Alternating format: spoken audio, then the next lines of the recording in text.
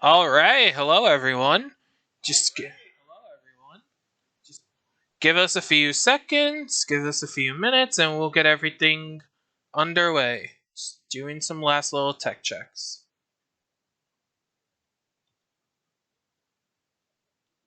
And I heard myself in the stream, so I didn't break anything, which is good.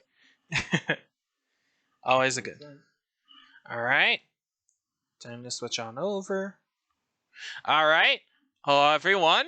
It's Champo. This is my first time, not really only on Sacer sides, but also kind of coming onto Sacer as kind of a part of their staff. I'm kind of doing more commentary things, but uh, during the upcoming HST Spring qualifiers, I also might occasionally be coming in with just small interviews, more personal interviews with some of the runners in the Sacer community. So watch out for those. Hopefully, they get to happen. And yeah, I do actually have an interview going on Sacer sides right now. Probably not going to be the longest one. Going to be a little quick. But I got someone who we all know and very much love for the interview today. We'll get around to them in just 1 second. Before I start the interviews, just want to put out a few quick announcements. Obviously, signups for the spring qualifiers are going to end very shortly. I believe it's in like a day or two, if I remember correctly. Those HSD signups are almost done. If you're thinking about it and you have the time, please do sign up. It's going to be a great tournament. I'm very much looking forward to it. Uh, any Sacer tournament really always just ends up very awesome, and who knows, might have a lot of fun doing it. The other thing I just want to mention really quickly, if you signed up as a commentator for the spring qualifiers, I will be kind of managing commentating with that. I did put out some pings in the commentary chat if you're in the Sacer server. If you're not in the Sacer server and you do want to commentate, you're interested in all that, you can join the Sacer server and you can always just ask for a commentary role and we'll catch you up to speed in the commentary channel. So you just make sure to let us know about that. If you are already signed up, I did put a form in there.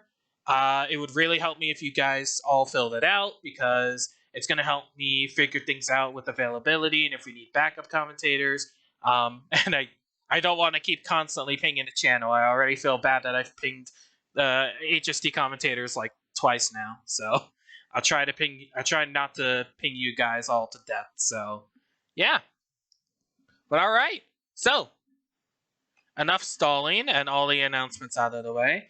Like I said, I have a very beloved member of the community here today joining me as our interviewee. And yeah, please welcome to the interview, Mr. TethysPersevere. Hello, Hello, Tethys. am I here? Yes, Hello, how's it yes, going? Tethys is alive. Yeah, No way. I sure am. I'm here. I'm real. Thank you for the kind words. I guess Of course. that's you know, yeah. No, good to be here. Glad to be here. I'm used to being on the other side, so it's gonna be pretty cool And being being interviewed. So yeah, yeah, nice no, change. go ahead. Nice change of pace for you too, and I'm very much looking forward to you. Thanks again for stepping up and wanting to kind of do this. You know, definitely a little last moment, but I'm absolutely excited to do it. I'm hoping you're the first of a few really cool interviews that I get to have. And as I was saying when I was starting this before, I'd like these interviews to be a bit more personal, a bit more like almost like BTS videos, kind of like what's going on in the background or what's going on even outside of Sacer for a lot of our very well known or very active community members. And of course, when I was saying those things before, I definitely wasn't lying. You are a very beloved member of the community and also a very active one on top of that. You are pretty much just about everywhere you could go and every channel and every server related to Sacer. Uh, it seems like people can't escape you, and that's fine because they don't want to. They don't want to escape you. All right. So I mean, yeah, go on.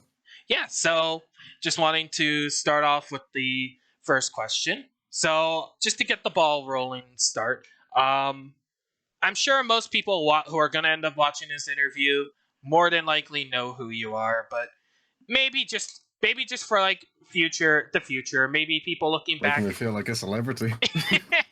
Maybe in like maybe people looking back at like old VODs in like HST 25, HST like 2025, maybe they'll like, who is that Tethys Persevere?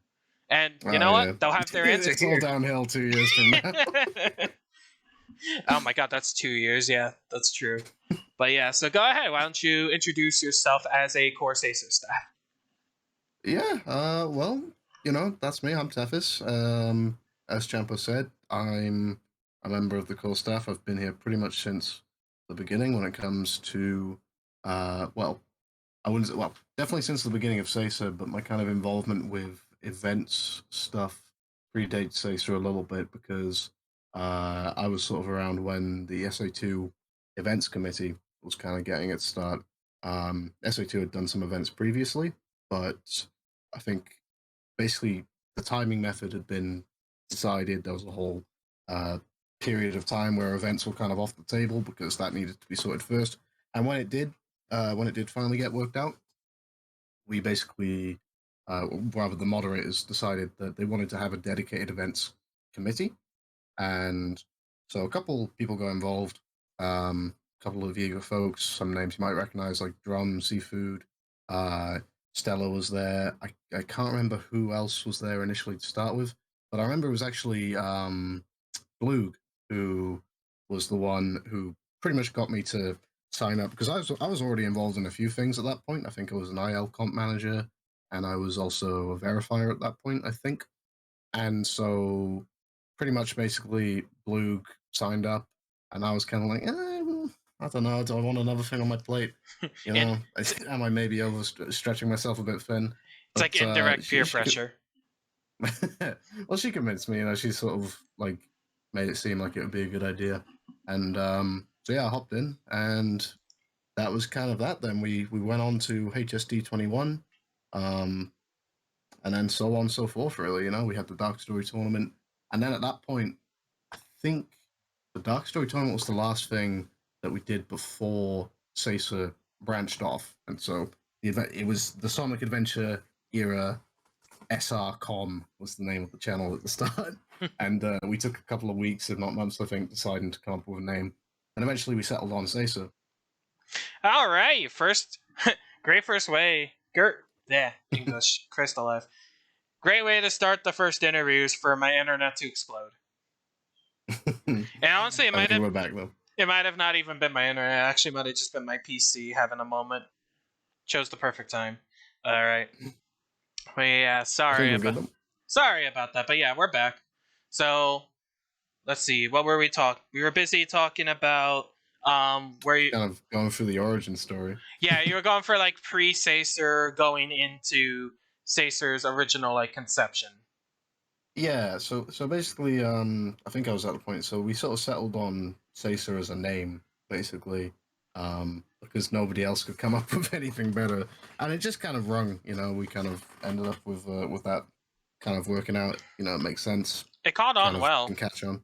Yeah, it's definitely caught on. Like nowadays, if you say Sasa around any of these sort of branched communities, then people know what you're talking about. So I mean, hey, mission accomplished there. But It's really cool. but yeah, so we kind of from there it kind of started to branch out, and obviously the idea behind Sasa was obviously bringing in kind of growing what we were doing already, really, because obviously we'd done a lot of stuff with SSC in the past, um, and there was kind of a feeling. I wouldn't say like it wasn't like a negative feeling towards SSC because obviously we're still uh, very very happy terms with a lot of their members, if not all of them. um, but I think there was kind of just that feeling of wanting to kind of branch off and kind of maybe do our own thing in a lot of ways. And so that's kind of where Sasa came from. It was sort of the idea of kind of making it our own, because we kind of had that feeling. We had that like nice feeling among ourselves that we were doing pretty good. We felt that the HST 21 was a big success. We felt that were we to sort of reach out to the other communities and get it going, it could work out nicely. And that's kind of where things went then. So we had the Dark Story 21 tournament as the last event on SSC. And then we ended up pretty much the next day, actually, I think was the first, the next day after the final, I think, was the first ever SACER event, which was the Sonic Story tournament.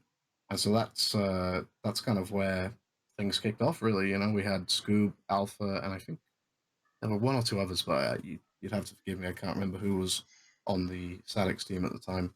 But, you know, they kicked things off there. And yeah, that was where SACER really started. Um, I would say that for myself, I didn't really get into the thick of it until a few months later down the line. I think the SA2 Bingo League is kind of maybe where things started to require a bit more uh, hands-on approach from a lot Yeah. of ourselves, because that was definitely where things started to get a bit more organized. Like, SASA had growing pains. I think it's fair to say. I think everybody would say Right. that's true. But And like that's its very first, fair. go on if you were gonna Sorry. say. Yeah, that's I was about to say that is very fair. And I even remember, so I believe did Bingo just remind me really quick. Bingo League came after HST 2022, right? No. Hey, No? Bingo League was, I believe, the first event of Wait. 2022. Oh yeah, I that's think it right. kicked off in February, Sorry, I'm getting my and times mixed up. But yeah, nah, it's okay. cuz I do remember cuz you know, obviously I haven't been in a community that long. It's only been upwards of like a year and a half, maybe if even that.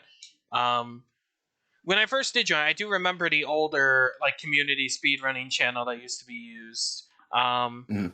I do remember thinking like between then and then when Bingo League started, it honestly did feel like quite a difference. And then when HST 2022 came around and I was participating in Apple as a competitor and a commentator, I realized I'm like, okay, wow, there's a lot going into this. And then I took a small break from the whole speedrunning scene for like a good half a year roughly as I was getting stuff together. And then when I came back, Sacer was just so blown up. Like there's what Sacer, there's Sacer sides obviously right here, Sacer 2. You got this whole shit, you got this whole server going on, you got this whole community. It's you got like slight monetization probably if I had to guess, considering it's I think your main channel's affiliated. we Hopefully got we you know we've got stuff. you got stuff going on, but it's always been amazing to me how much Sacer seemed to just blow up, and then it blew up even more.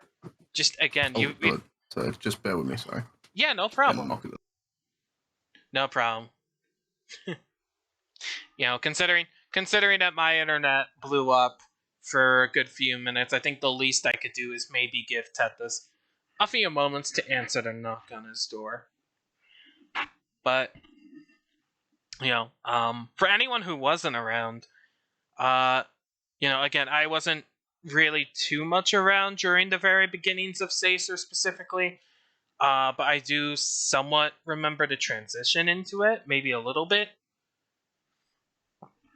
It was honestly kind of insane just to see such a difference. And he's back. Hello, Tethys. Hello.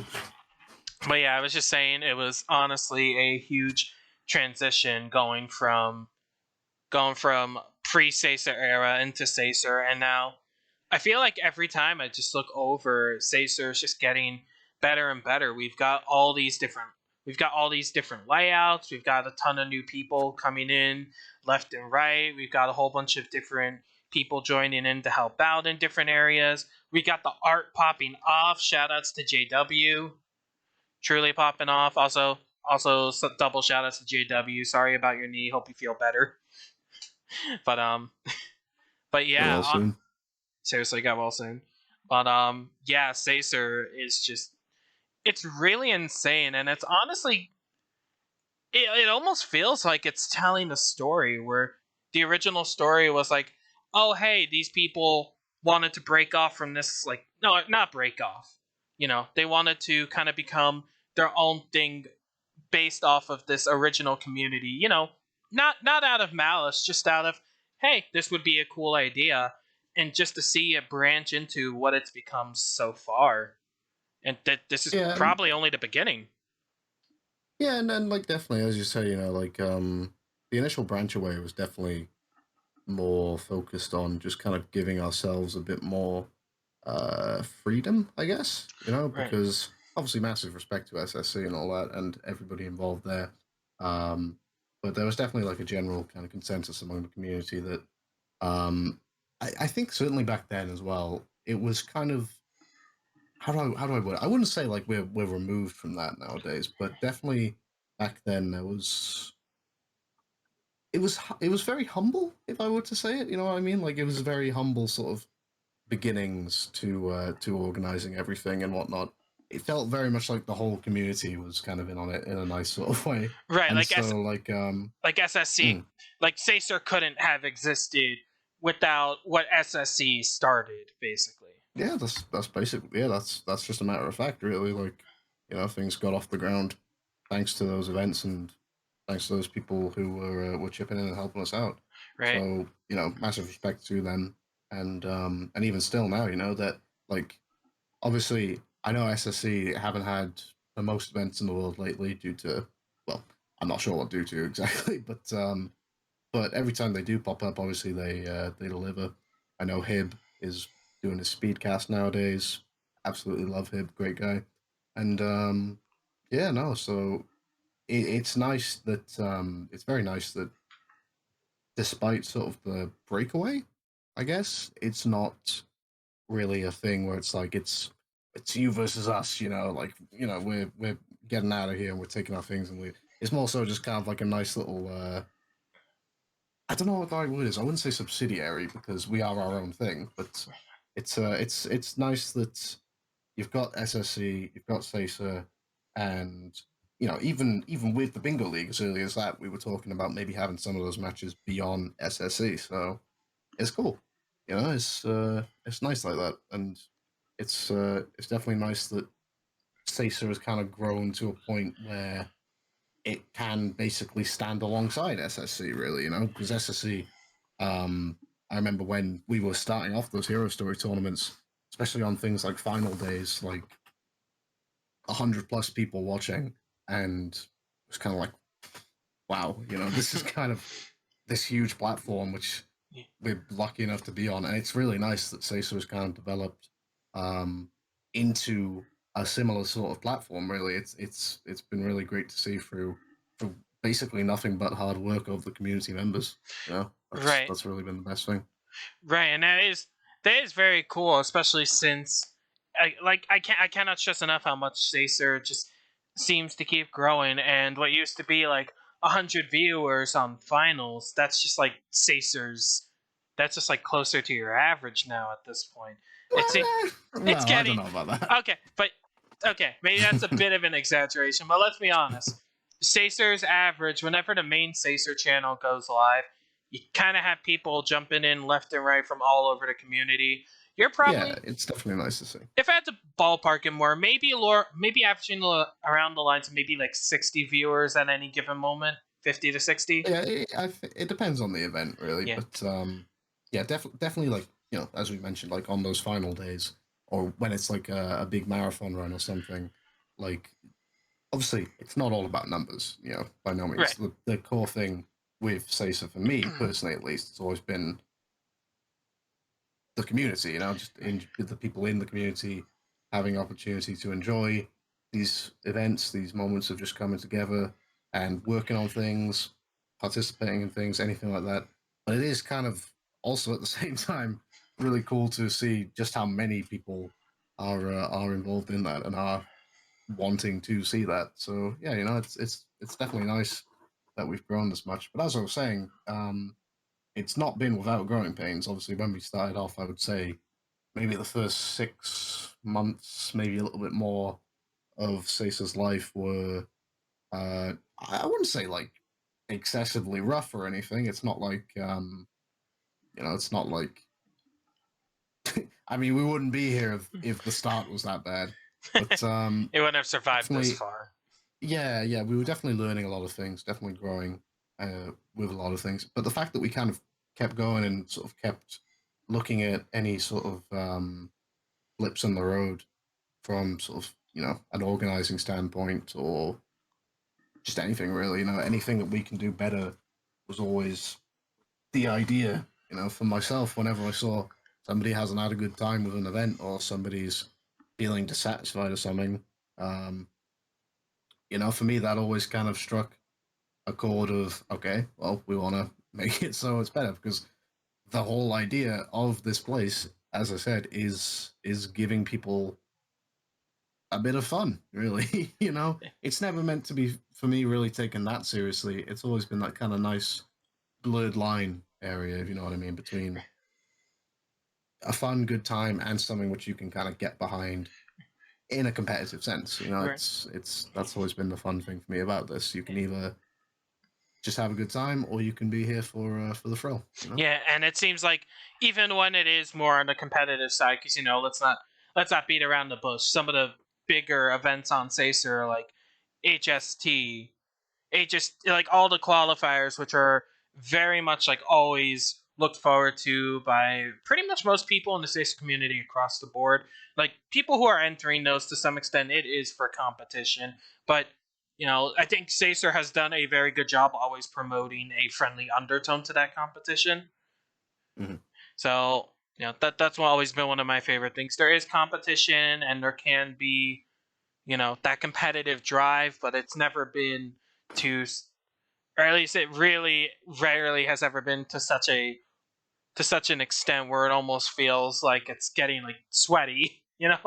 It's kind of like too No, I mean, sweaty. yeah, yeah. I mean, you come into a tournament and you want to do your best. Nobody wants to lose, but yeah, it is nice that there's never really been a you know how would I phrase it really? Everybody says GGs to everybody at the end of each match. And that's even something as small as that says a lot. There's nobody goes into a match wanting to see, at least it doesn't ever feel like you watch a match and it feels like people want somebody to lose. That's kind of the nice ideal point for me personally. If Right. I was to sort of say like, how do you want an atmosphere to be around a game? I'd say like you want. It's weird, right? It's weird. This is going to sound very contradictory and like not make much sense, but it would be like you want your guy to win, or you want your runner to win, but you don't necessarily want the other runner to lose. Absolutely. It doesn't make sense, but you know what I mean. Where it's like you're rooting for your person, but you don't. You know, You're rooting for the it, other it doesn't. person. You're rooting for the other Yeah, person, but you would absolutely at the same time would not have any problem seeing a good upset. yeah. Like if you're if the opponent like Ifma pits or something, like there's gonna be that little bit of like like there might be the internal pop off of like yes, my runner's gonna win, but that's kind of the thing really. It's I don't know, that would be ideal for me. Like rooting for your guy, but not you know just Put down the other I don't one, know. maybe. Kind of like, Exactly. yeah. Yeah. And at the and Mhm. Sacer, I like to think Sacer's pretty good. Where at the end of the day, it's a whole bunch of GGs and a whole bunch of Capus. I feel like that's kind of like the end goal, and I feel like Sacer tends to do a very good job Mhm. reaching that. We've always had.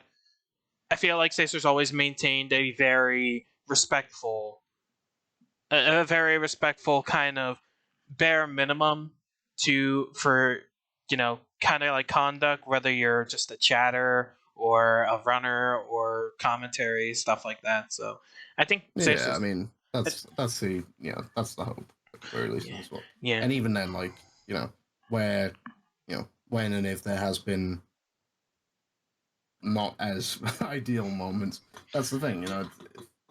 Again, just for me personally, like having that kind of fun competitive vibe is what I would like to see personally. Yeah, and But like focusing more on the competitive side of things, obviously we got a tournament coming up. oh, oh So yeah, we do. I am very much looking forward to that tournament. I'm just Yeah. I'm trying to get I gotta get my commentating spirits up here, you know? I gotta get my commentating voice ready. I gotta be ready to pop off at any given moment because looking at the entrance so far, looking at the entrance list, I'm gonna be popping off a lot. I think everyone's gonna be popping off a lot to some of the people who have signed up for this tournament. And Yeah, 100%. it's honestly just crazy to even think that there's this much hype and energy surrounding just the spring qualifiers. It's just one part of the overall event that's leading to the summit, and there's already this much hype generated. And this is, I believe, correct me if I'm wrong, I believe this is the last chance for runners to secure a spot in the summit. And I know This, yep. there are quite a few noteworthy runners who are absolutely going to be going all out for this tournament and absolutely trying to fight for those spots, because you have some entrants up there who, again, to not beat around the bush, they were pretty much guaranteed a spot in summit just by pretty much playing in the tournament. uh, we have quite a few entrants as well who, they're either right on the cusp of that or they have made it, but that competition is just about ready to take that place, and you got to get ready to defend it. I just I'm so looking forward to it.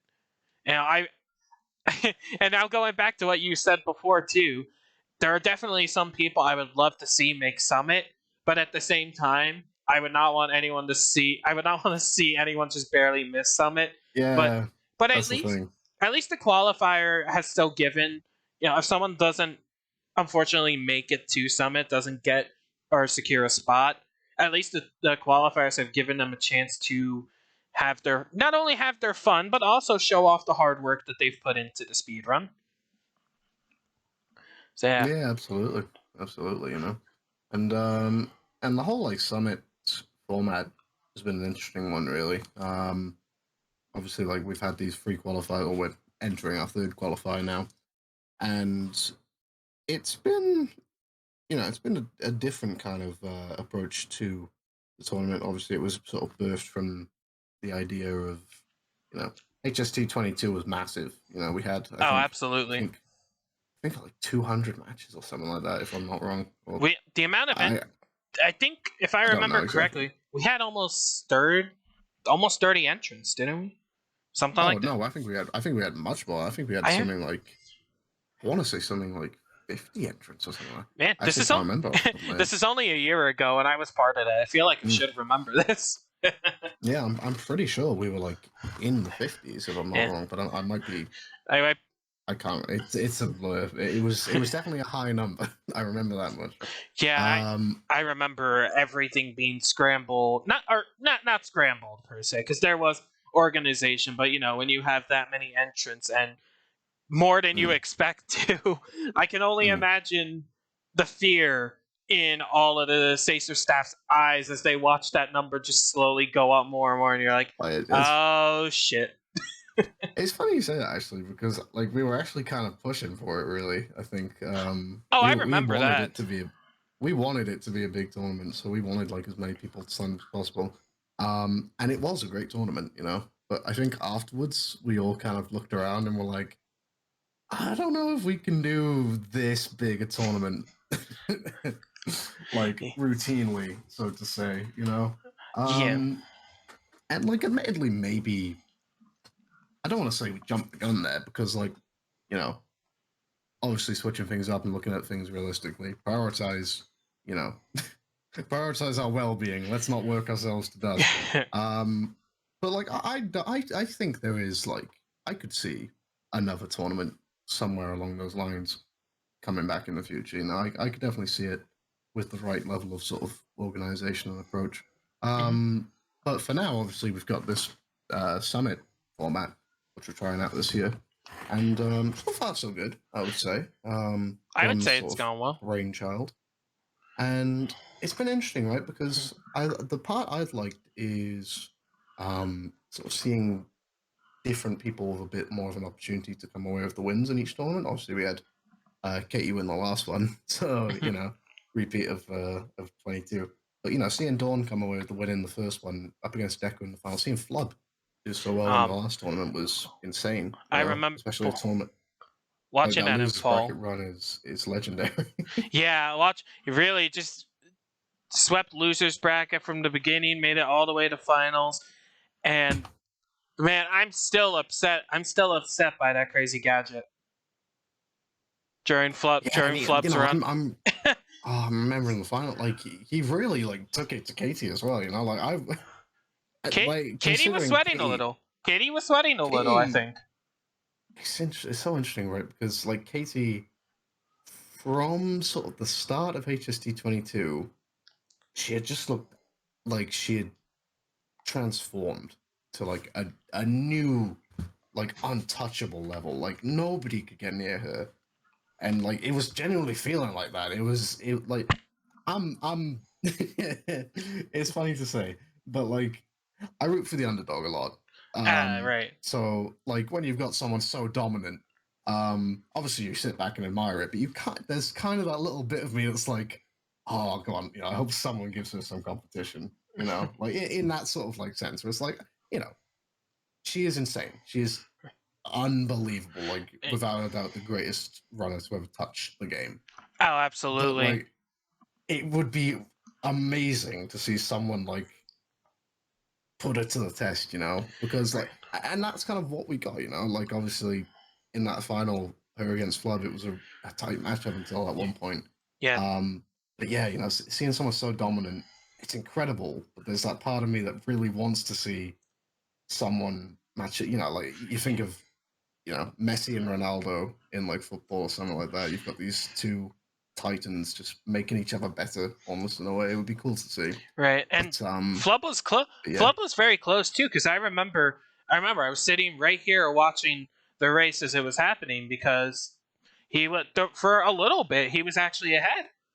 I'm pretty sure he For was a fair actually old ahead. bit, actually, yeah. And then For a fair old bit. and even on top of that, like, listen, all the respect to Katie in the world, especially because her resort to solidifying her win in that match was literally just going for OBT, just winging it.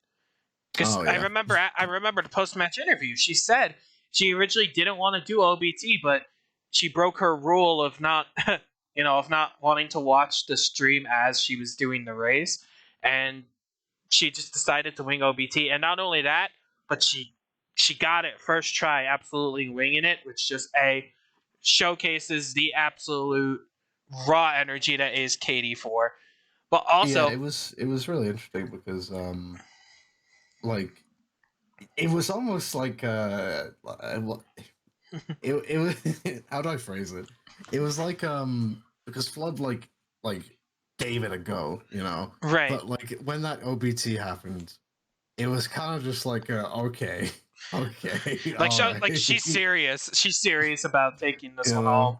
And honestly, when I Yeah. saw that I almost said that HST. When I saw that OBT, and especially when she got through the first part of it, and then of course now we're all waiting in anticipation, like, okay, everything's gonna pop into view. Oh my god, she made it. Oh my god, she just did OBT on a fucking whim. um, honestly, I was like, I guess, you know, again, all respect in the world to Katie, but I was absolutely kind of rooting for Flub a little there too. Kind of like, underdog. Really want to see a tight, good race, which I would say we absolutely got. But when she also did that OBT, part of me was also like, I feel this might sound weird, but I almost feel like it was a compliment to Flub, that the fact that she changed her mind. Not only did she break the own rule that she set for herself to not watch the stream, but she decided to wing one of the hardest strats in the stage instead of going for the safer final rush, which could have given her, like, that if she did final rush, she still would have had the win. But just to Yeah. really be sure, she went for that OBT, and it almost feels like a compliment to Flub, because she's kind of acknowledging, like, he's really giving her a run for her money right now. It's funny you say that because, like, to me, obviously, like, this isn't what it was, But to me, I kind of had like like the anime sort of like battle in my mind, and like it almost like felt to me as if like how do I feel? It was like it was almost like Katie saying to Flub, like, okay, you think you could touch me? Watch this, Oh yeah, the just like It the was like insert. one of those sort of like, not my power. Oh yeah, So, like insert like the plot protection, Katie almost has like the plot armor. plot armor, the protagonist ability, almost like that. But yeah, I But mean, yeah, no, like in all seriousness, I get what you're saying, yeah. But yeah, and it was incredible to watch you boy. yeah, But yeah, no, like so coming off the back of that and going into this, obviously no Katie this time around, at least not yet. Sign-ups are still open for another day. who knows? She might Um, surprise us. but Flub is in the hat, so I think my favorite. I think if I was gonna put some money on somebody, I think I would go for Flub in this. Personally, I suppose, you know, like coming off the back of finishing second in the last one, but also like if you've seen some of the paces he's been on lately, I it's have. it's scary. I mean, like Yeah. it's funny to me, right? Because I spoke to JW a while back about Flub, um, and JW was like bigging him up and was like, yeah, no, like this guy's gonna do some crazy stuff.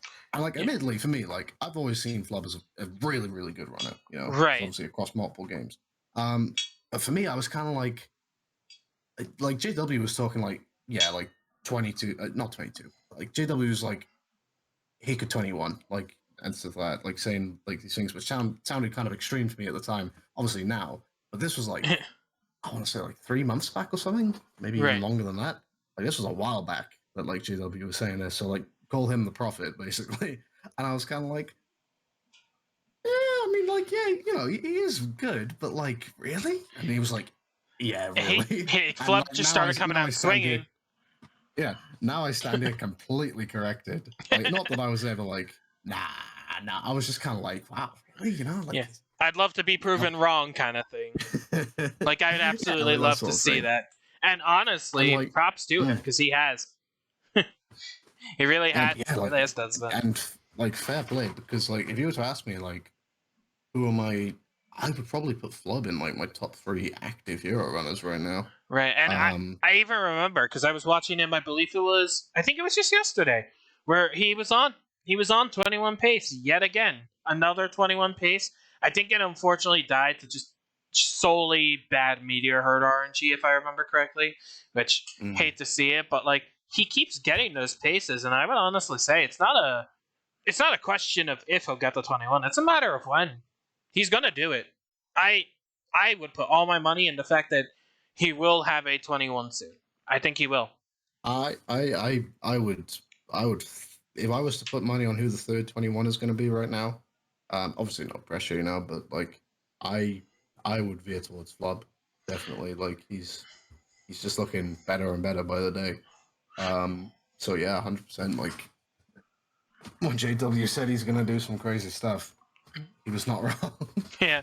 Oh man. I think we might have veered off track a little bit from the topic of Sacer, but the nice part about we can connect it back in the sense that the nice Mhm. part of Sacer is that you get to talk about these things, and then all of these different things you could talk about, these different runners with these different potentials, all of these different games, these different skill sets, their dedication.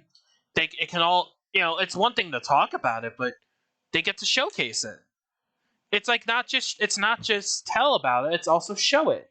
And it's just really awesome because we could honestly, there is the potential that during the qualifiers or hell, even maybe Summit, we see someone 21.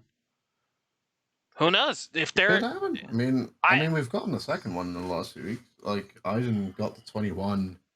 I think I think he got it after he lost the flub, if I'm not wrong. I think he just went away and got the 21. Um, so like we've got one under the belt, but yeah, like definitely as things push forward and further forward, yeah, we could definitely see another one come on in. We've got a lot of people kind of around that sort of level now, I think, and Yeah. it's nice that that ceiling has kind of been broken through. It's And, nice that because for a while there, Katie with the 20 and second place at 22, it was sort of like I don't know how to phrase it, but it felt like there was this community. Um, what's the word I'm looking for? Sort of like it was like 21 was put like almost on an out of reach pedestal. oh, like a You know, was it like a bounty kind of? no, not bouncy. More so, just kind of like Katie had her 20, and like nobody else even had a 21. It So kind of became almost like its own little sub competition. Like, hey, we have all of these top runners, but we got Katie, who is a top runner by like a whole almost like 2 minute barrier differences. So it's like the competition is who's gonna break this, and yeah, yeah, but it didn't really feel like it didn't.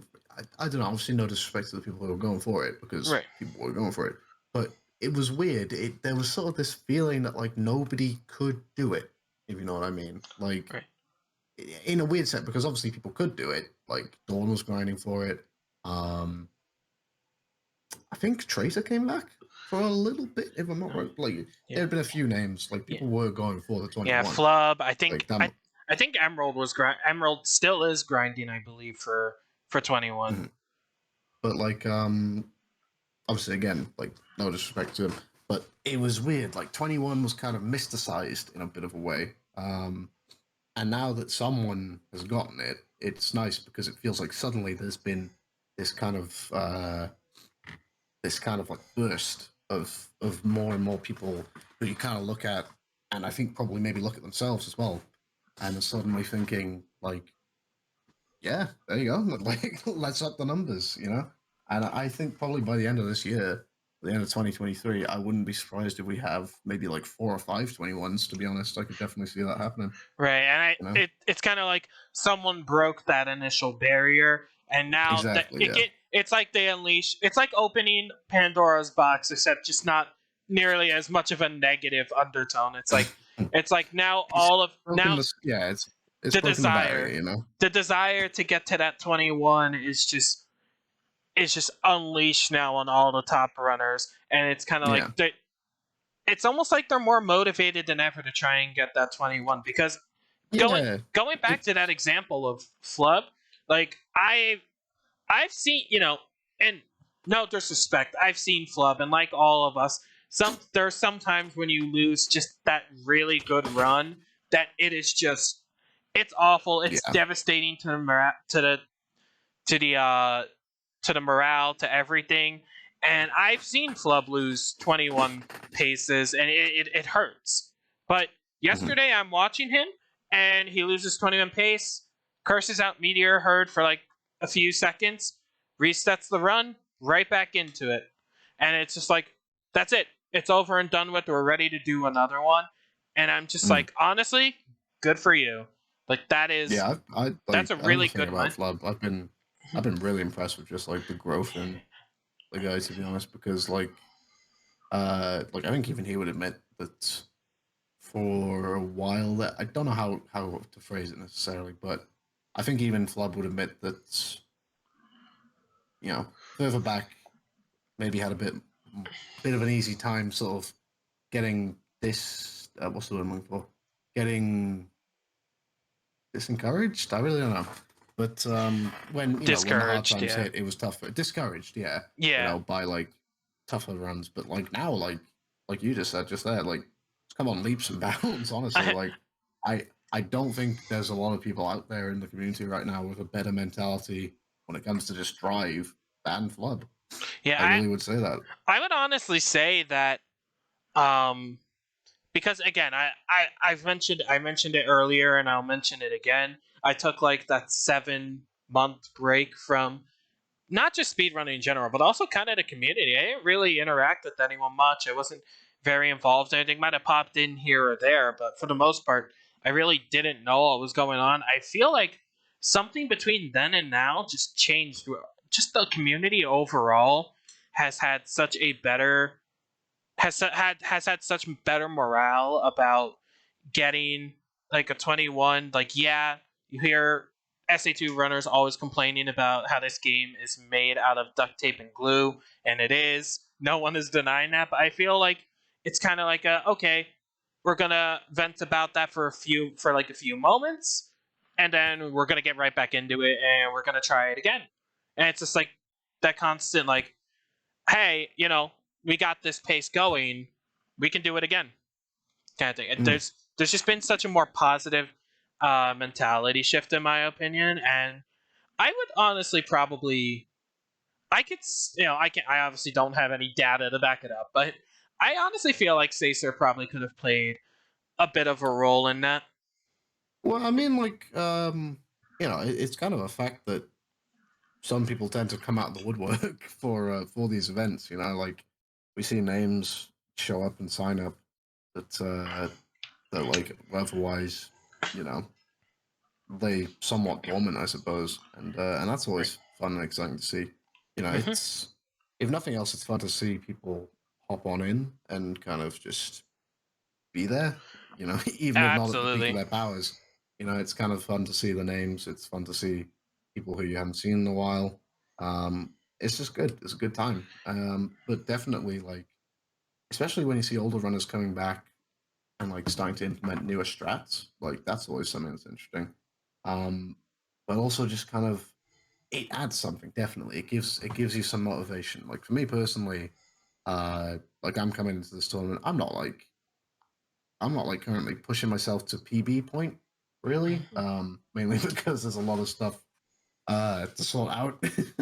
So like competing is obviously I want to do well, but competing is kind of almost secondary, I would say, to the organization stuff right now, especially just Right. given the amount of stuff to get sorted. Um, but like this, I wouldn't be touching Hero Story if it weren't for this tournament, and that's not a bad thing. That's a good thing, actually. It's nice that for any event, for any category that gets the spotlight, there is that motivation towards it. I mean, look at the SA2A tournament that just happened. Like nobody was going anywhere near that, and then just because of that tournament and because of that spotlight, because of that encouragement, um, we've had like suddenly that board is somewhat competitive. We've got Yeah. 3 or 4 really, really strong times in that category, whereas before we had maybe one. I've seen you know, I've seen a few so I've seen a lot of people pushing for it too, which is really cool. And actually, I'm glad you brought that up because it's a really good segue into another topic about Sacer that I wanted to bring about because I had heard about SA2A before, SA2 alternative, but I wasn't exactly very familiar with it up until that tournament. And I didn't watch every match. I watched a few here and there, maybe had it more on for some things as like more background noise for me personally because I was busy doing things at the time. But it was still cool, and then I caught like 1 or 2 streams of like someone practicing. I think I caught like Liam practicing SA2A one stream, and it was just like, okay, this is actually really cool because this is just it's a completely different ball game. But I wouldn't have known that without Sacer. And I guess what I want to talk about next about Sacer is how much of a reach it has had for community members. Because as a community member, you probably know, okay, these are the games that Sacer encompasses, all the adventure era games. And then, you have this game, that game, that one, that one. It's like, okay, cool. My main game is like this. This is what I'm here primarily to watch. But then you might see Sacer live, and you're like, oh hey, there's a Sonic Story tournament going on for Statics. Okay, let me just peek at that. And next thing you know, you're watching like every match every single day. That's what happened to me. Honestly, before the Sonic Story tournament, I had no interest in running Statics whatsoever because I hadn't really played Statics before, especially not on. Or well, let me rephrase it. I had played Statics before on like mhm. GameCube. I hadn't really played on PC. I was familiar with the run, but I didn't really have a reference to how Statics controlled. I didn't know too much in depth about the run, and then, excuse me, watching the tournament, I saw all of these runs. I saw top level runs. I saw some underdog victories. I saw, on top of that, there was really good commentary, good explanation, how everything works from getting blue balls to, oh yeah, well, spin dash chaining optimally to this, to that, to having like 3 skips in Twinkle Park. And then shortly after that tournament, I picked up Sonic Story. And then kind of a similar thing, which technically it's not Sacer. Not Sacer, but after watching Strawberry Jam's Invitational, which, again, similar in vein to idea if it's a tournament setting, it's a tournament event setting, I got really interested in picking up Heroes, so I picked up Chaotix LTS, which, wow, great timing, am I right?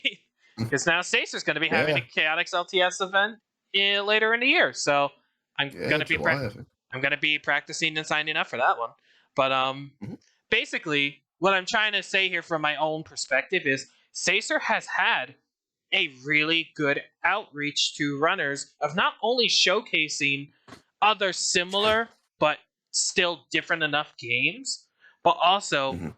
in combination with interviews, commentary, the different levels of runners, showcasing anything from more vanilla gameplay done fast to holy shit, what was that in terms of strats.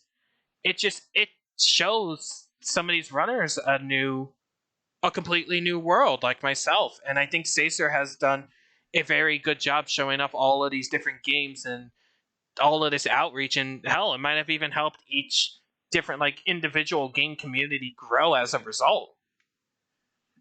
Yeah, for sure. I mean, I think the most obvious one that comes to mind when we sort of talk about uh, putting something in the spotlight and really sort of seeing it grow, the first one that comes to mind is the Rose LTS tournament from last year.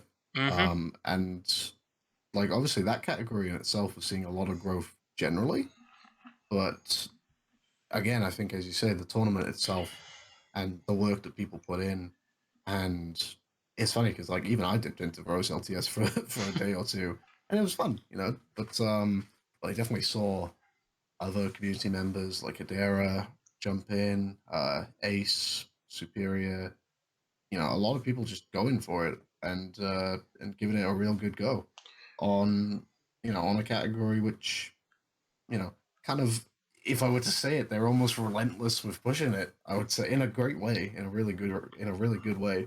Um, but like those who were playing it, those who wanted it to succeed, like made it happen.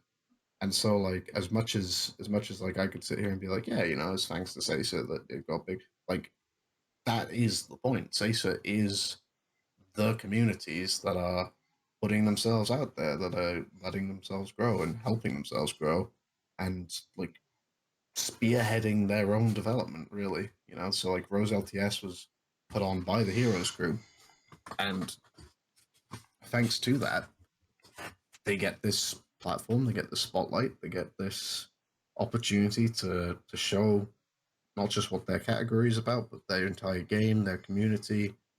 It's really something. And kind of coming towards the end of 2022 was an interesting one, really, because like 2022 as a whole, it was our first calendar year of SASA, and we started, like I said at the beginning of the interview, we started with a bit of growing pains and whatnot. But as we kind of started to roll it a little bit more, like it was definitely kind of taking a bit more shape. And I think at the very end of 2022, that was when we had the first SASA Direct.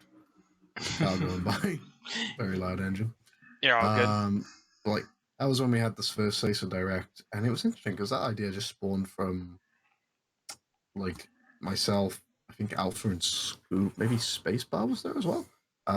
But just from the three of us, or the four of us maybe, just kind of shooting around silly ideas, really. And then we were like, that's actually a really good idea. And and with that, we kind of realized how much there was that we can kind of like give that same push and platform to, really. There was like uh even if it's just promoting like other things, like we had I'm trying to think, God, that first Sasa Direct feels like a while back now, but there was definitely like even just promoting things like the IL comp in the SA2 server, or the fact that Shadow has its own server now, or anything like that. Just putting out stuff like that and kind of like sharing, making the different communities feel more connected and entangled.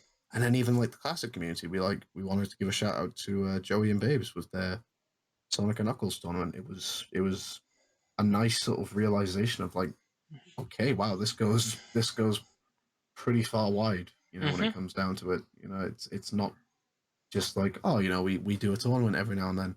And in 2023, the start of it, um, it was such a funny one because suddenly something just clicked. Like there was like a fire that lit in a lot of our bellies, and like the effort was there. Like Sonic Story Tournament kicked things off, um, and that, like, for me personally, I think that was the most satisfied thus far that I had walked away from an event. I really felt like, um, just for me personally, really, I really felt like I, I think it's fair to give myself a bit of credit. I think I did a good job. I feel like I did pretty good where I pitched in with that event, Yeah, and that was a and we very just fun event. and yeah, it was sort of like a great way to start off the year. It definitely felt like a nice step in the right direction. Um, and then we just changed it, and like it's so funny, right? Because we were going into January, and we had 3 tournaments in January, which sounds bizarre. Like, if you said that to me, like back 2022 when the Bingo League was happening, and I don't want to sound like I hate the Bingo League or anything. It was just that it was like one of our first events. We had a lot of you Growing know, a lot pains. of difficulty. Yeah, exactly. Growing pains is the right term. But like, if you said to me like, "Oh yeah, like start next year, you're gonna have 3 tournaments in 1 month," I would have been like, "No, we're not. No." But it was interesting, and like looking around, the fact that we went across 3 different communities as well. Like we started with the Sadix guys, Alpha, Scoob, Refrag, Spacebar. Everybody contributed so much and really helped out, and because of them, we had a really great tournament. It was a really fun format as well. We had like the 2 days of BTRL, which was a blast to be involved in, and then straight after that, we go into SRB2, which like is a complete new thing for a lot of people. And so it was new for myself. I had Yeah. never watched an SRB2 speedrun before, Yeah, it and sucks. yet, I missed that one, unfortunately. well, I mean, like I gotta say, like it's a shame that you did because, like, even just as a complete newcomer, like who doesn't know much about the game, just watching that tournament was a spectacle, really. And the Yeah. finals, the grand finals, was, I think, probably the best one that we've had. Well, actually, that's tough because there's been some good ones, but on Sacer, nothing specifically because the Aura versus Dawn was on SSC. So if Right. I can get away with technicality, I think on Sacer that was the best grand final Yeah. I have seen. The nice And part then of straight away, go on. sorry. The nice part about Sacer is okay, I might have not caught that tournament, but I guarantee at some other point, even if it's just like a showcase or even like a rival battle or something, I will probably see SRB help me. SRB2. There we go. I don't know why I was getting called on the name. Chances are I will see it again. And speaking of rival battles, we'll get into that after you finish what you said, because that's another one I want to touch upon. Well, yeah, but oh, no, absolutely happy to talk about that. But as I say, so like that's just another example. So like you have the SRB2 community again, just like these passionate individuals who want to push their game, who want to like put on this fun time for their members of their community, like, and it's different people. It's not just the same people. Like obviously there's some overlap, but like it's not just the same people doing this, and it just goes to show how widespread this desire and passion to kind of have these things, have these communal uh, events. I don't know why I was struggling for the word there, but just have these things which people can participate in and enjoy. It's really awesome to see just like how widespread that is and how kind of I guess almost like inherent it is among these kind of speedrun communities. It's like no matter where you could go outside of Say, so you could go outside of Sonic, and you see there are members and like corners of each community that really want to give back to that community, really, through these kind of things. And like, again, straight away after SRP2, we go to SA2, and we have the winter qualifier, and again, different people, different group, same kind of passion, and and that's really for me just kind of, I think that January going as well as it did, really kind of like stuck something in me of like, this works. That was Mm, kind of like, for, I would say, the first time that I really sort of looked at Sacer and kind of felt like, maybe not like everything has clicked into place. Like, obviously there's always room for improvement, but I really did feel like I was looking at a working, functioning, going in the right direction Sacer right. events, and I really felt proud of that. Like you I was like, got some that was like you kind of look at it, you're like, we got something here. absolutely, yeah. Yeah, and Like, like 100%. Like, I yeah. was looking at it, I was looking at the people involved, and kind of how we were sort of like moving forward and just looking at things in the right way, and wanting to uh wanting to just keep growing and keep going, basically. you Mm-hmm. know um and then like the Sadix Bingo League coming up as well, another Social Direct happening so soon afterwards. And it was just kind of like all dawning upon us all, really, just how much stuff there is, how much how much we can milk this thing. But like, Yeah. but no, seriously, like, Maybe not despite milking it, but despite the fact that, like, there's always going to be bumps in the road, there's always going to be moments where things are tricky, there's always going to be like days and events, even, it could go that far, that aren't going to work out 100%. There's always going to be things that go wrong. And the fact that despite those things, like, it still keeps going, like, there's still that passion among members of the community, there's still that like eagerness for the next one to come along and for it to be better than the last. You know, there's always people within these communities who want to see it, who want to make it happen. And like, as long as that remains the case, then like, it's just gonna keep on being that way, yeah, really. And that's the thing about it all that makes me want to keep doing it myself. yeah, The fact that there are plenty of people just like that who want to keep it going. right. And yeah. And it's going in so many different directions now, and honestly, all of those directions can always just lead to something great, like we just mentioned before, the rival battles. Yeah, should we talk about it? So I will be honest. As hype as I am to talk about the rival battles, I have not really had a chance to catch any, unfortunately, because between work and You're. everything. I have been meaning to go back and watch a lot of them because I remember when the first rival battles was announced. I looked at the lineup and I was like, "Holy shit!" So the first I just when I saw a rivals battle, I'm like, it's gonna be such a shame that I won't be able to probably watch these as much as I want to, because I Mhm, fell in love with the idea of it like almost immediately. Because, you know, as much as Sacer wants to give everyone a chance at the spotlight, everyone a chance to have not only have fun but showcase their skill, it at the end of the day, tournaments in general, you'll give some people time to shine. Like, you'll have newer runners, you'll get to see them showcase their skills and their learning and their progress and like bracket and whatnot. But then, mhm, or sorry, not bracket, but pools. But then they get to bracket and no shade to them, but chances are, unless there's like a major upset, chances are they're in bracket for maybe a few matches, if even that, before they're unfortunately eliminated. And it's like, okay, they had a little bit of time to shine. It's just mhm, unfortunately a little short lived. I feel like Rivals Battle kind of almost gets like two birds with one stone here, because it gives individuals a chance to not only showcase like a friendship and like a friendly rivalry, but their own mhm, skills as well. And the other part of that is also, it is absolutely not restricted to not only one game but not one category. mhm. That's And that's an yeah, awesome part. yeah. And so the way that things initially kind of came about was I can't remember exactly what the conversation was, but somehow like it was myself and Alpha who were talking about something along those lines of like a card basically like a stacked matchup card that like we uh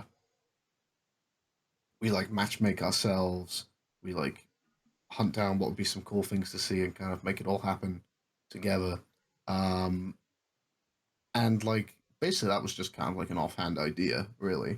Right. And the more we thought about it, kind of similar to the Six Direct, the more we kept thinking about it, the more we were kind of just like, this would actually be a really fun thing to see. I feel like you hit the Um, nail on the head because it was just like, okay, if you could argue that Sacer was missing something, like this is the other side. Like if the constant tournaments are one side of the coin, I feel like this more individualized set of matches and games and all of that, it's the other side of the coin.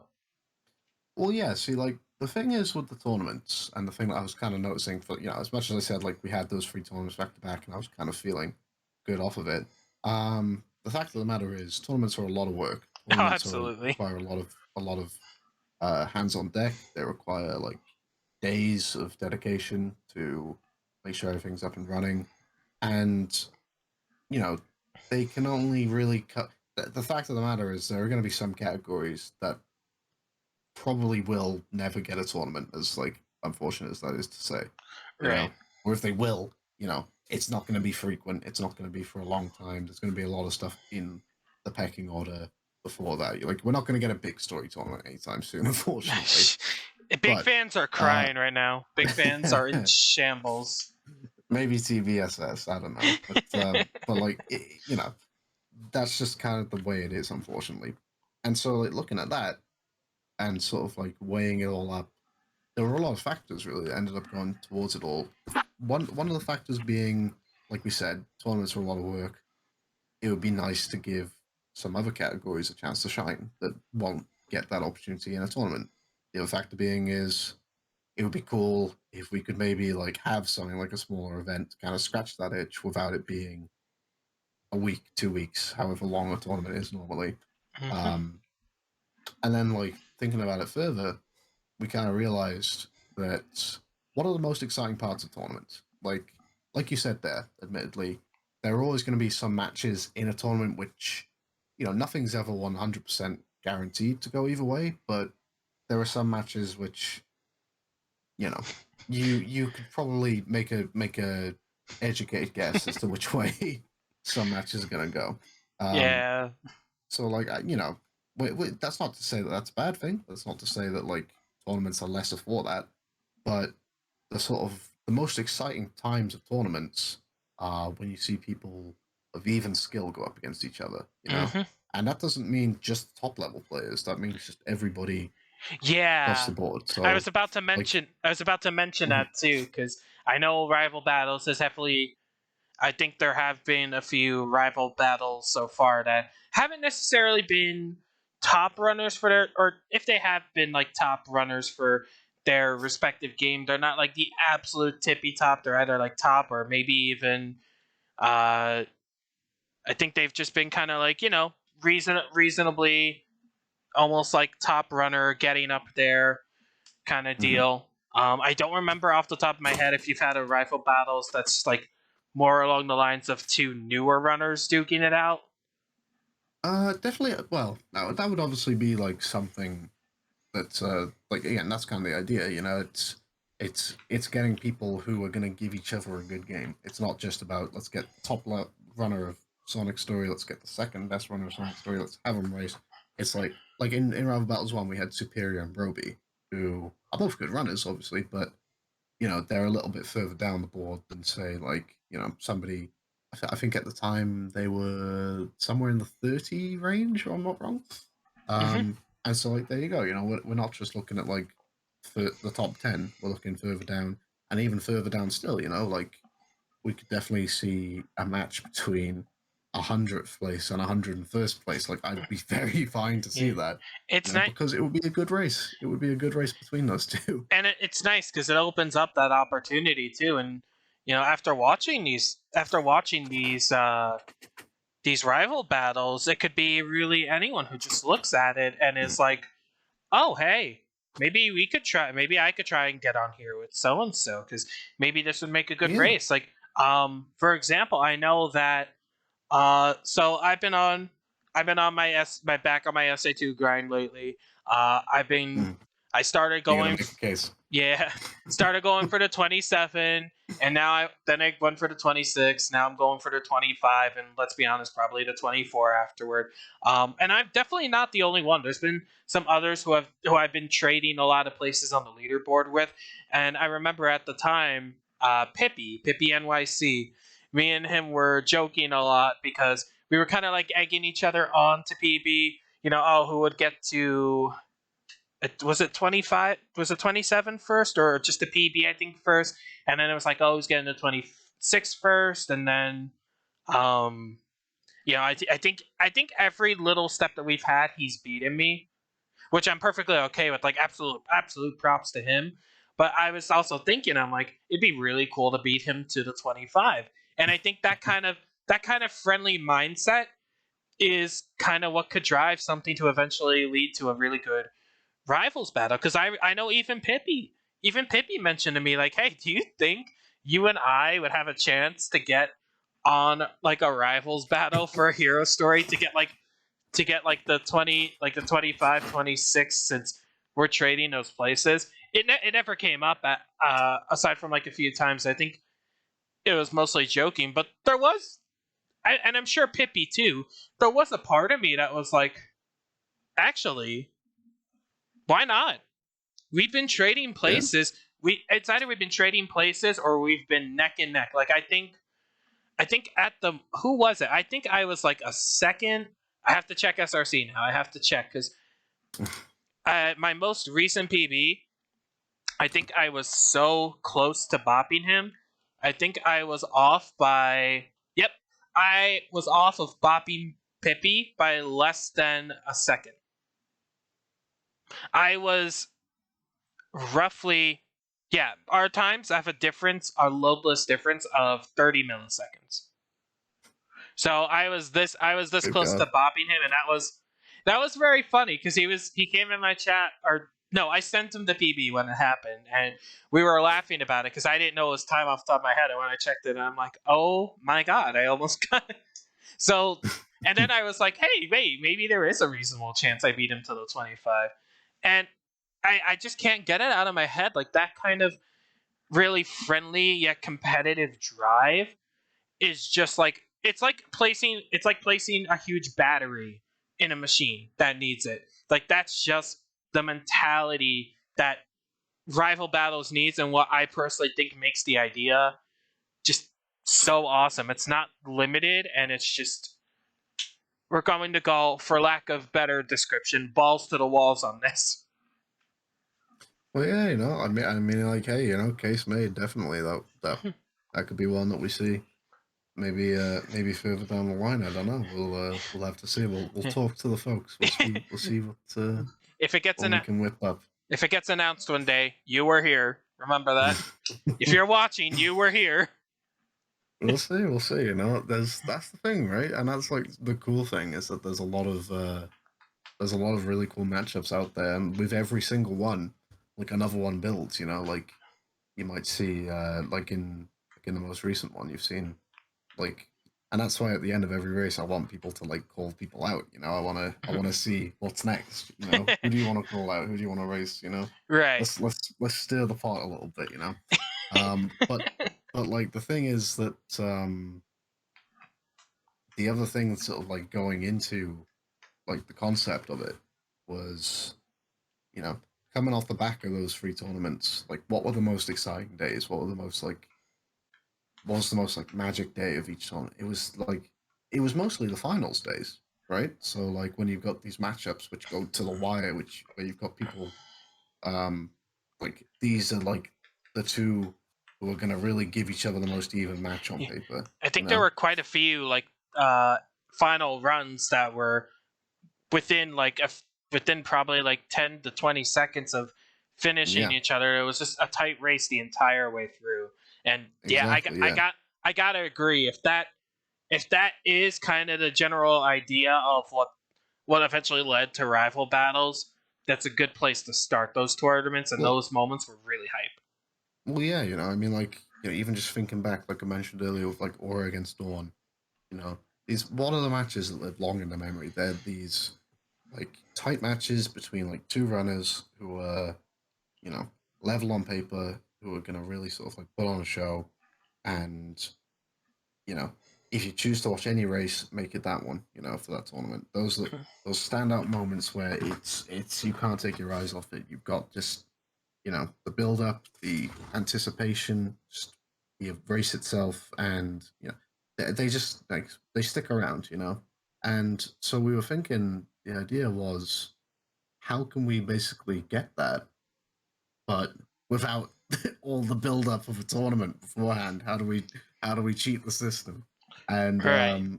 this was kind of how it came about, really. The idea of like, okay, we can like make these matches, we can like have these like really exciting like things for people to tune into, um and kind of like I guess like I feel harsh saying it because like it's not essentially what it is, but basically like trim the fat of the build up and just give people the main course, if you know what I mean. Like Yeah. like that is what makes tournaments special, and that's why they're not going anywhere anytime soon. God no, Right. they are the meat of Sacer events. It's fantastic having these tournaments and having so many people involved. But like the rival battles, part of the idea was to give people that excitement as spectators and competitors within it. Um, and but like give that to not just the big categories, not just Sonic Story, not just Hero Story, everything. Like that's why we've got best of 11 Supersonic between Ryoshi and Refrag. That's why we've got best of 9 Big Story between Alpha and Allegro coming up later this month. Like just give everything that platform. Let every single category have its opportunity to shine. That's why with the first one, the first rival battles, the main event was Libris and Focus, and O6 had not had an event yet on, and it still hasn't. Its first event is coming later this month, Mm-hmm. and yet like the idea was there. Like we've got these two like top level Oh. runners in this category, which Oh. really hasn't had a chance to shine. So Also, let's make that the main event. sorry. Can I interrupt really quick? So Yeah, sorry, go ahead. really quick. While you're mentioning that, really quick, I do believe the signups for that are close to finishing as well, if I remember correctly, Mm-hmm. for that upcoming tournament. So if you're interested in the O6 tournament coming up, those signups are also going to be closing very soon, along with SA2's HST tournament signup. So That's yeah, correct. but sorry, go ahead. No, it's okay. But like, yeah, that was kind of the thing, and like that kind of came later. Like we the first foremost focus was kind of just like, oh, this would be really cool. But then, like, as we sort of looked at it, and we were kind of realizing like what we were building necessarily, it was sort of that thing of like, we can put these things in the spotlight. We can give this category, which is going to be so limited in terms of opportunity to shine, is going to be like really not so seen by a lot of people out there. Like, not the Silver Story is like tiny or anything, but like, just as an example, um, like that's a category which there will be a lot of people out there who watch Sacer from other communities you know who might not watch a whole Silver Story tournament, who might not watch O6 generally, but the fact that we've got this thing, it's one night, it's one event, it's just it's one race, it's a big race, it's the big race effectively that Right. can be made in that category. Like that'll give it a chance, that'll give it a shot, and It's not only that, digestible. yeah, exactly. That's like one of the nicest things about the rival battles format for me, really, is also that like you can kind of like consume it all if you want to, but also if that's not really sort of what it is that you kind of like to do, it's almost like a menu, right? Like when that card comes out, like I like to feel that like people are looking at it as like, okay, what am I going to watch? Let's see what's here for me, you know. Hmm. So like we got 7 matches. Ooh, that one looks good. That one looks good. You know what? While I'm Right, here, why not? I'll tune into this one too. right, and And like that's just kind of like what makes it so fun for me to like whip these things up and like put out those cards right, and the card. is mhm, Sorry, I was gonna say because I'm looking at the card right now. The cards are also just really are just like a really nice detail because it just gives it some personality because it's like okay, mm, we all it's not just the title bout. Like there's obviously the mhm, title bout, but you got all of these along the sides of the title belt too, and it's like hey, all of these matches are going to be just as amazing as the rest of them. And so, hold on, exactly, yeah. and then I'm just trying to like Dreamcast like Duke out, Dreamcast Duke out. That was blowing out of the water. So much so that for the interviews that I want to do, I actually want to get either one or a few of the Dreamcast runners up here because Dreamcast has been popping off on Sacer lately too for Mm. Dreamcast SA1. But sorry, God, what were you saying before? No, no, no, you're absolutely right. You know, and just like that, it's just saying about Dreamcast Duke out there. That's just coming on. Even that, just like a smaller event in that same kind of format. You've got these like the main event, but with sort of like the sprinklings of some other fun things for people to tune into if they want to. Mm-hmm. Um, and it's kind of like a win-win situation, really. Like these other matches which on paper a lot of these could be main events themselves. Like if you look at this one coming up, we've obviously got Deku against Kentrell as the main event. But if you look down on sort of the undercard, so to say, you've got other matches in there as well, which are you know on a lot of other cards. They could definitely be big ones. You've got Venom against Natball and Tails, which is like two of the top 5 Tails runners Yeah, in who the was it? category. So Nim versus was it Nim versus Hib Nim versus Hib, yep, on that for one for there Knuckles on for the Knuckles Dreamcast. Dreamcast? That I actually did catch that one. That was the one that I did catch, and I was popping off left and right because also having Dreamcast versions of the runs too being showcased just was like a nice breath of fresh air, which is why I'm so happy Dreamcast is popping off. I'm really happy for Mm, that community or that part of the community because um, there's just like an added sense to it. Like, oh, hey, Sadix, regular Sadix runs might take it for granted that we can easily skip these cutscenes with the pause of a button. But Dreamcast recently finding, or well, I don't know if I'd say recently. I don't know how much time has passed, but still fairly new in comparison. Dreamcast mhm, having the cutscene skips, and it's like, okay, are the runners going to hit this now? Because it's not as free as pressing the pause button to skip the cutscene. It was just a nice breath of fresh air on top of everything else. definitely. And that's again like why this format works so well. That's like I really do think that, like as you said, that it's kind of like a nice sort of like side dish almost to the main course of this tournament. It's the tournaments are great, they're Yeah, fantastic, and obviously like they're gonna keep on coming yeah, thick and fast. yeah. I don't know. Um, I don't even know if I'd call rifle battles like a side dish. Like if you have your tournaments as your yeah, if it's you like a have your different meal, isn't tournaments if you have your tournaments as like a 4-course meal, like if you have your tournaments as going out to a restaurant and eating your 4-course, 5-course meal, however you have it, I feel like rifle battles is almost like, hey, you're still getting really good Deliveroo. food. You're getting delivery and takeout though. It's still really good Rival Battles food. is the delivery.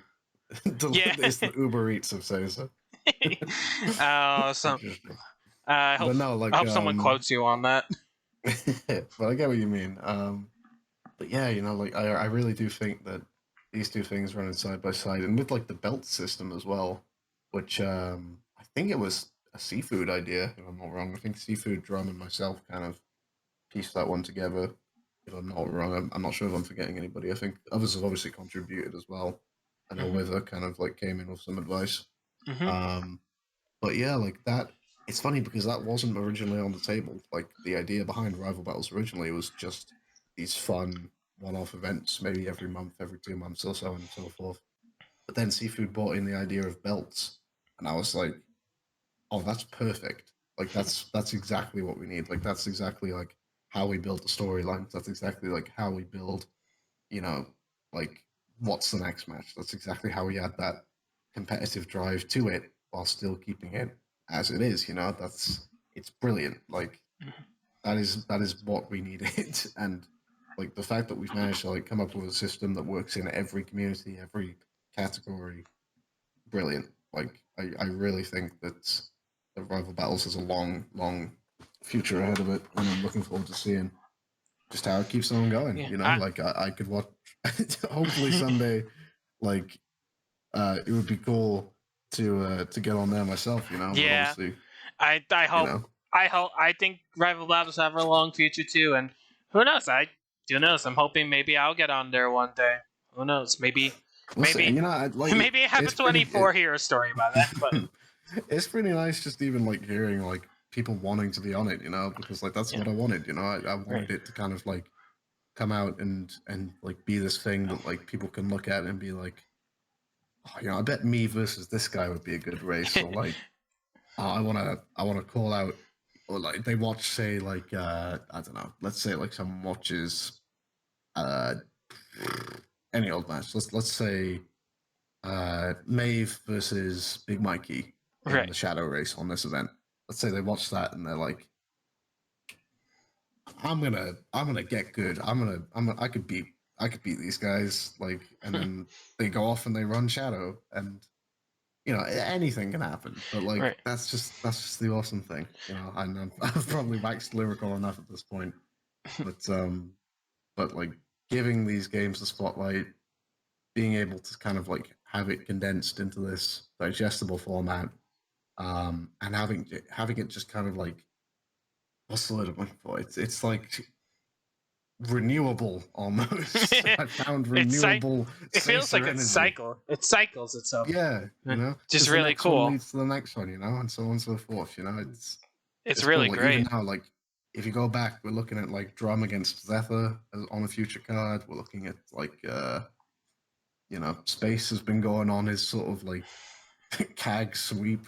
So I don't know, maybe like him up against Alpha in a full CAG race, or Yeah. maybe even Nixer if he's interested. It would be something to see. It would be something to see. But Now there's like so many out there now I that gotta like would just be awesome. sorry, I gotta ask a one-off question. Mhm. Excluding those who have already been on, who have already done a rivals battle and are maybe like already confirmed to have one, whether they've been publicly released or not. Who who would you want to see most at the moment be on a rival battle, and for which game and category? Putting it Excluding putting like you on the excluding spot like here. excluding like just runners in general. So like if I, say no, if like Space Bars, well, I mean, like like, if you want a match, just like any matchup that hasn't been on yet or isn't confirmed oh, to okay. show up in the future.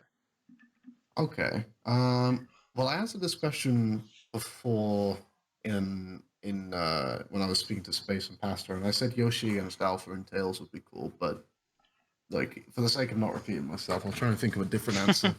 Sorry, I put you on the Um, spot for this one. no, but like let's think. Like, it's tough. I'm probably gonna be a bit more sly here and not go for like one that's like you know, because they're the two best of the best. Like, I'm probably gonna go with more of like an alternative angle and maybe go for like two people I'd love to just see like go up against each other because they are rivals, so to say. Right. Um, there's a lot. There's a lot. I'm just trying to think of who I could like, which matchup I can make without without stirring the pot too much necessarily. I uh, don't want to like say like, oh, A versus B, and then it's sort of like, oh my god, But like, I'm sure there's a lot of people out there who would love to take shots at each other. But if I was gonna, oh, I don't know. I'm I looking know. at like names on the board, and I'm like, this person against this person. But then I'm like, nah, it'll just stoke up fire. I'll put mine out there. Yeah, go ahead. Mine out there for what I hope to see one day.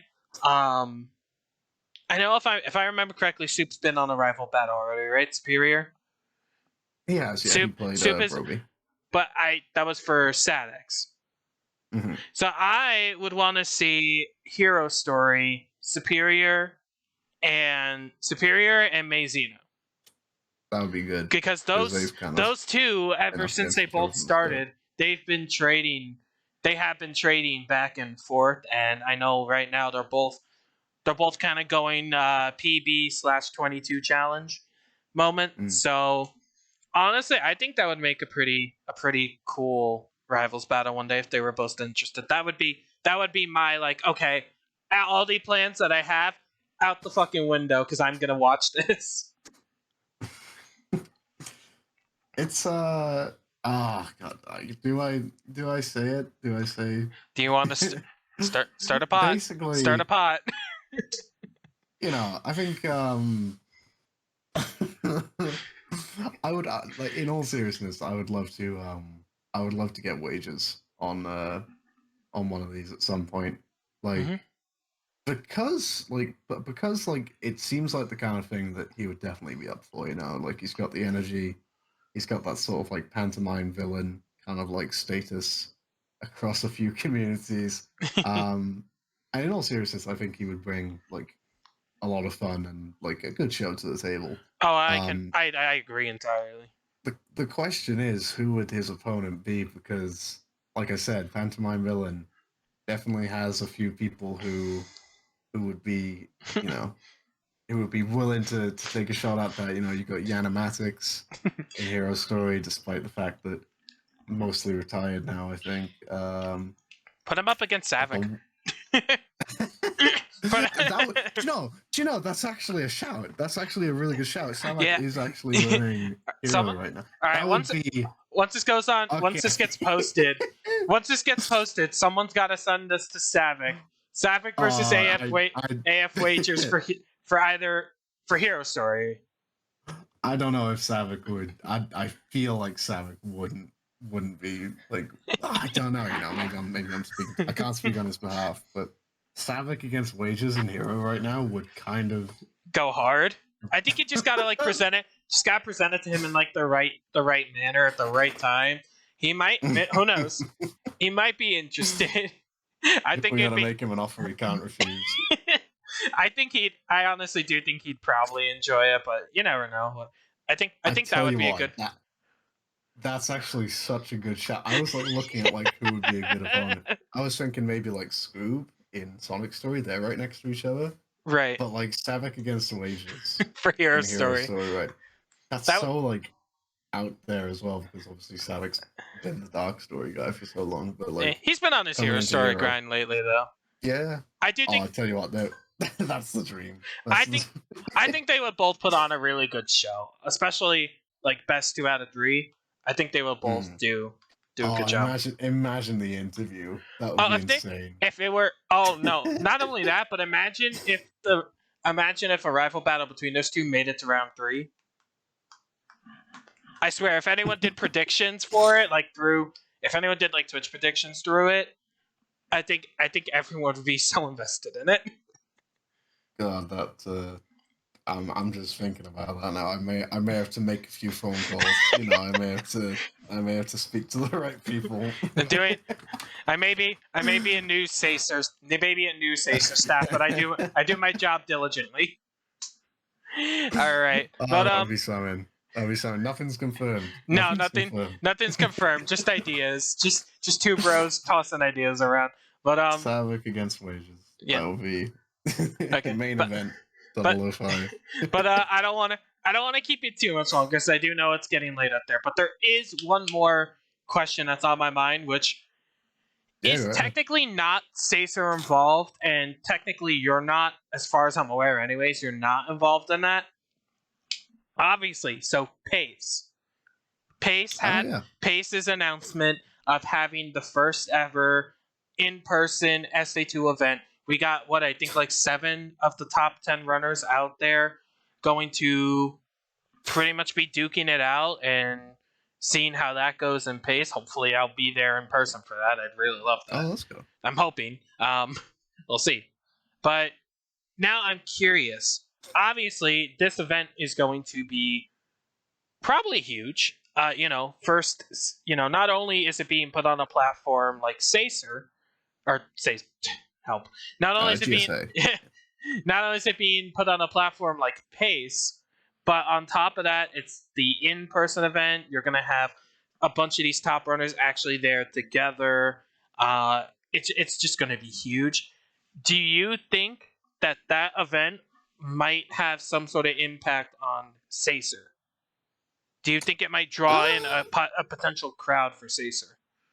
Yeah, like only in a positive way. I mean, like that event has pretty much happened because I would imagine. Actually, I don't know all the inner workings behind the scenes, but I can't help but feel like drums, connection there has probably played a part.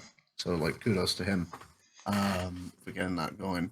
But like 100%, like it's always more eyes. It's always more attention. Obviously, SA2 is the most like ran Sacer game in the family that we've got. Right. So if anything, like I don't know, sounds harsh to say, but if there's any game that doesn't need the eyes, it's I suppose that one. But like that's quite cynical. But I mean, but more so, it is a good thing. Yeah, It's a very very good thing. It doesn't Especially to see necessarily. like. Sorry. Go ahead. No, it's okay. Go on. I was gonna say it doesn't necessarily need more eyes on Yeah. it, but if it does get more eyes on it, no one's gonna complain about that. But no, yeah, seriously, like it is good. It is very good for both that community and I guess just Sonic speedrunning as a whole. Not even just Sacer. Right.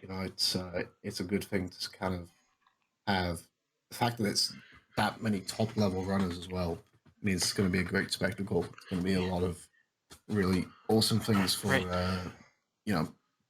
non sort of like Sacer or just Sonic viewers. Right. To kind of tune into. It's going to be a real show. And also, just a quick side. Congratulations to the top runners that are going to take part in this event. That is, no matter the outcome of the event, that is a huge achievement, and you should be proud of it.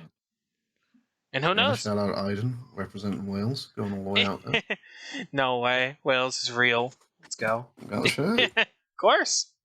But yeah, speaking of Wales, it's probably extremely late over there. So I'm thinking we get some closing thoughts from you and start to wrap up because this is going on for an hour and a half now, and honestly, we've had some content here. I will send it. You gotta let me know when you upload this because I gotta send this to Savick immediately. That time. I'll even timestamp it for him. Oh man, do you think if we just announce it, he'd kill? There's nothing he can do. He'd kill. Listen, I don't have power, so he'd kill me first. You have a chance to run. He'd come for me first. Well, yeah. Do you have any closing thoughts on pretty much any of the topics we've discussed? Well, I mean, yeah, no. So like, pretty much everything is, I would say everything that you brought up, whether it's rival battles, whether it's the tournaments, whether it's pace or just Sacer generally, it's looking like things are going good.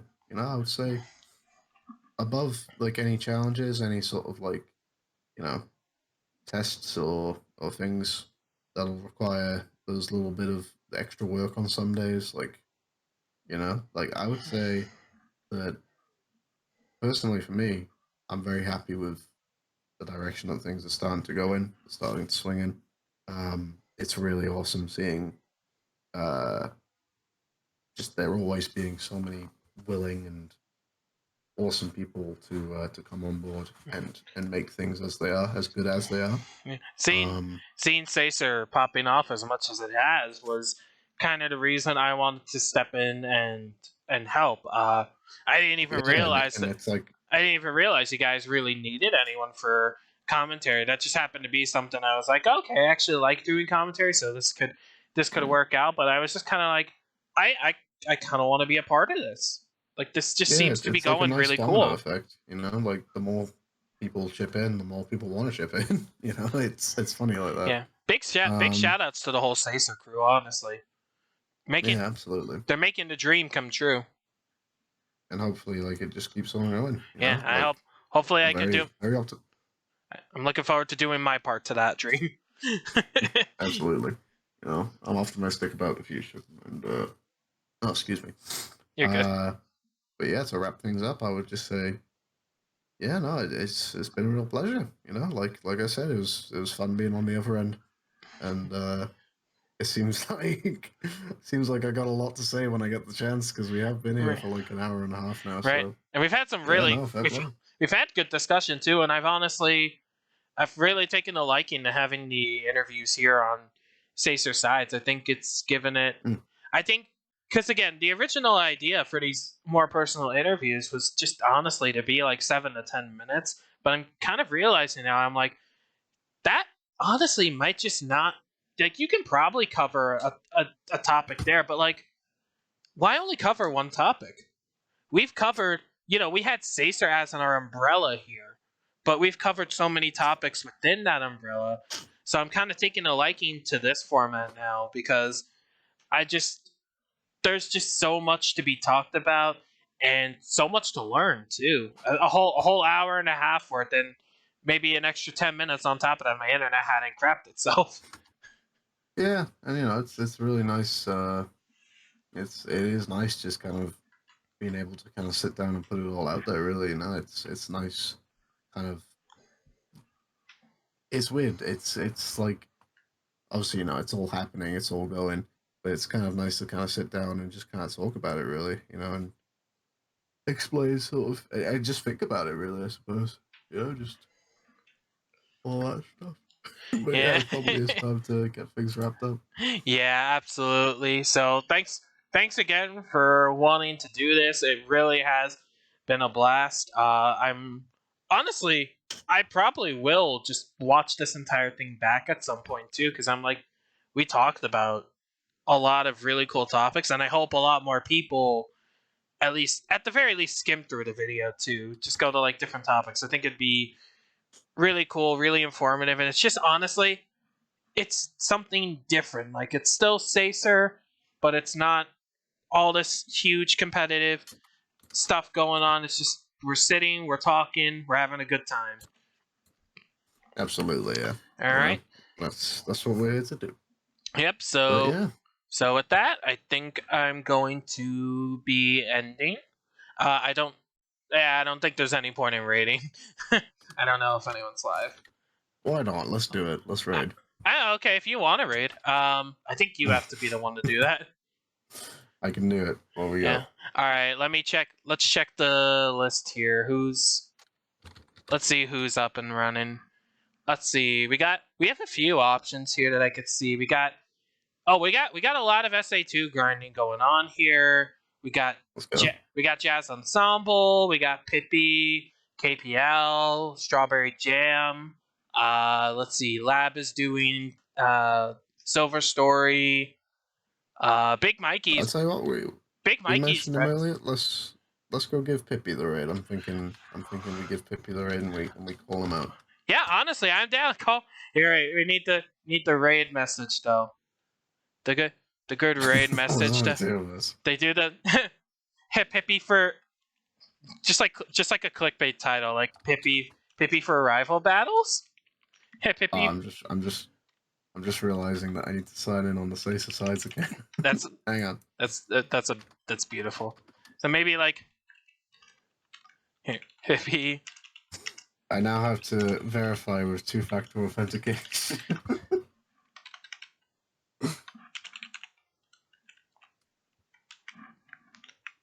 We're on our way. All this effort Yeah.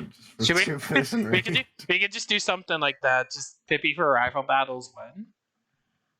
So it's /raid Pippi_NYC. Yeah.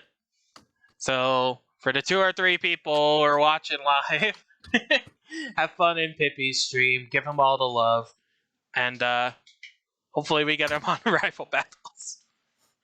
All right. Absolutely. Listen, a pleasure being here. I'll sign off too. Yep. Been Thank up. you very much, Gamer, for hosting this. Been a real fun time. You too. Thanks for being my interviewee, and you have a great night. All right. Absolutely. Well, thank you, Gamer. Say hi to Pippi. Bye bye.